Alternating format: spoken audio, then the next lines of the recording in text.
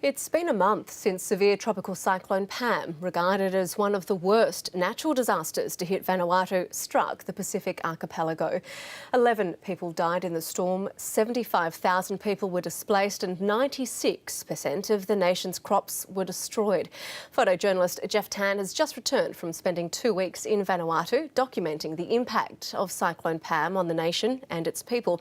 And he joins me now live in the studio. Jeff, thanks for joining us. What was the initial impact of that cyclone? What was the thing that struck you the most when you first got there? I think the homes and the schools with their roofs missing or sometimes completely destroyed sticks in my mind. Also the trees with no leaves, sometimes trees blown over, snapped in half, people's crops in ruins, that they rely on so much for their food and income. And we've got photographs that you took there that show the destruction. What were the people like, though, despite this thing that's destroyed for some of them, their homes, their livelihood? Something I took away from my experience there was how amazing the people there were. They were so resilient in the face of such destruction. They were so friendly. They were getting on with the job. They were working really hard to clear the debris, rebuild people's houses. They were moving around in community groups, prioritising people in most need.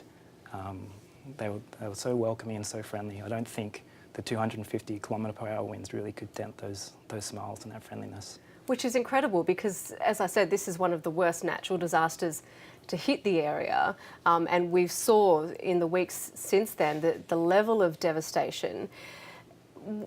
What were people doing? Where were they living? How were they sort of coping while they rebuilt? A lot of the schools acted as emergency evacuation centres during the cyclone, and I guess afterwards as well, when people couldn't return home. In the Pacific, people are quite comfortable staying with extended family, people pushing around into other villages or cramming into houses, or sometimes receiving tarpaulins from aid groups and from the government and living under them.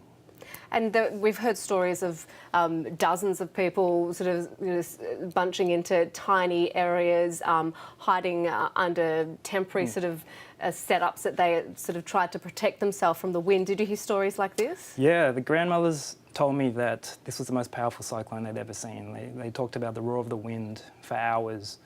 In Tana, the cyclone actually struck during the day, so visibility was cut to only a few metres. They were stumbling around, looking for structures to shelter in.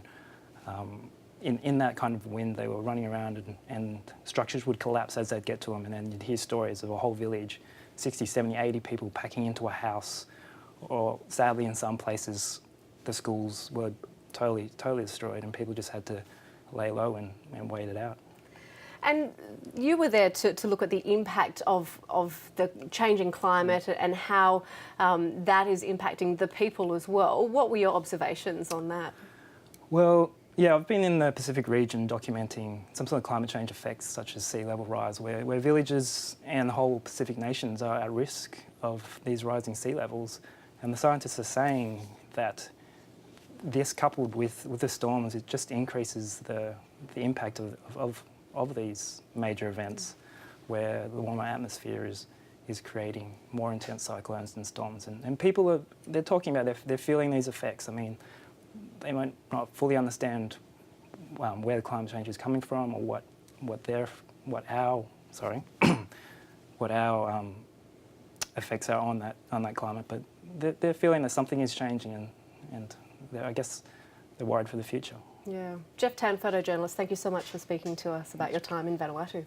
Thank you.